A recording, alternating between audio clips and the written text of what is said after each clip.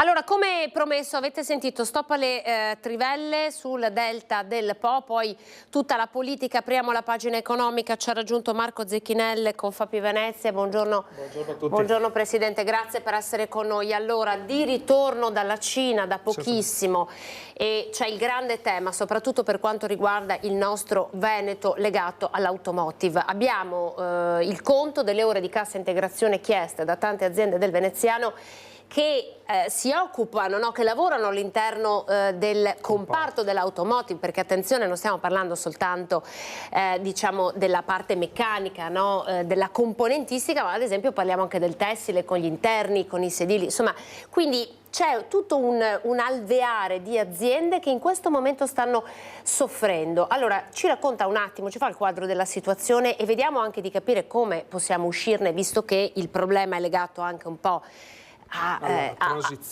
transizione e al volo che avrebbe dovuto fare l'elettrico, che non c'è stato. Assolutamente. Allora, ovviamente si tratta di un problema estremamente complesso e purtroppo, diciamo, è il perno, l'automotive è il perno della crisi del sistema economico europeo.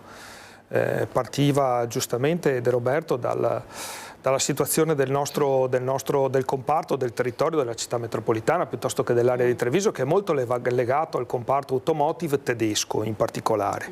Quindi da noi si fa eccellenza sia nella meccanica, nella fusione dei pezzi e il motore endotermico, che nel trattamento delle plastiche e degli interni.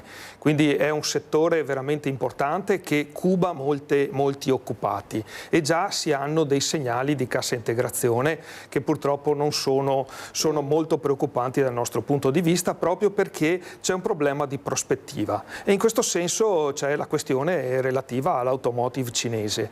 In Cina è una cosa che, insomma, non occorre fare un approfondimento girando le acciaierie come ho fatto io, ma basta, insomma, recarsi, uscire dall'aeroporto. Siamo anche in grado di far vedere una fotografia, vediamo la regia se riesce a mandarla in onda, una fotografia. Dove si trova lei qui? Sì, allora le aziende in cui vado io, insomma, perché insomma, il nostro business attiene anche all'acciaio, si occupano anche della realizzazione di chassis per l'industria automobilistica piuttosto che di cilindri per i motori del metano.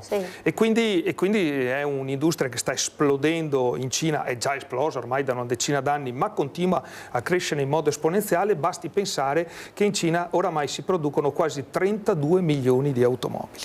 32 milioni di automobili, che significa che praticamente in Cina si producono più di tutte le auto prodotte dagli altri 10 paesi produttori di automobili. Quindi se noi mettiamo Corea del Sud, Giappone, Germania, Messico, Stati Uniti, Brasile, non riusciamo a fare 30 milioni di auto come quelle che producono in Cina. Quindi questo è il livello della produzione cinese.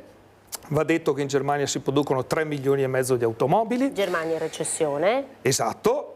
Germania in recessione, teniamo presente che la recessione dell'automotive in Italia parte molto prima, perché in Italia produciamo 500.000 di auto, ne producevamo 2 milioni all'inizio degli anni 90. Quindi il settore automotive italiano è già da decenni che sta smobilizzando in una pesante crisi industriale ignorata un po' da tutti, e adesso che invece la crisi industriale colpisce la Germania ce ne stiamo rendendo drammaticamente conto. È interessante quello che sta dicendo lei, no? Una crisi che parte da lontano, di cui insomma non si è fatto un po' finta di niente, ma devo dire diversi governi, quindi qui insomma da destra a sinistra non c'è stato un intervento forte per far ripartire anche un piano industriale di un certo livello.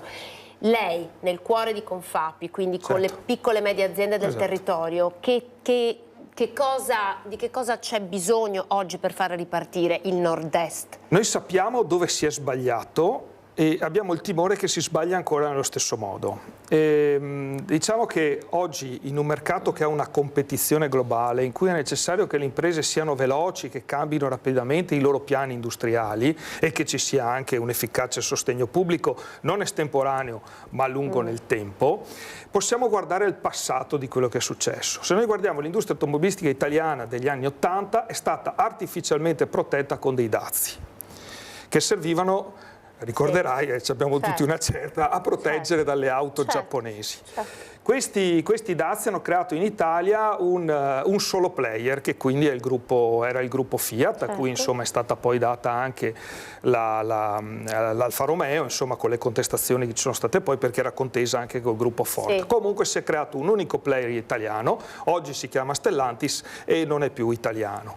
Quindi diciamo, è giusta la politica dei dazi, è giusto proteggere un sistema, ma bisogna favorire la competitività, altrimenti, purtroppo questa è una regola che come imprenditore conosco bene, non c'è miglior cosa per gli imprenditori che il monopolio, e la peggiore cosa per l'impresa è il monopolio. Chiedo il tuo aiuto alla regia. Il Corriere del Veneto titola: SOS del settore meccanico, crisi peggiore del 2009, aziende ferme in attesa di Trump. Ma sarà la salvezza Trump secondo lei?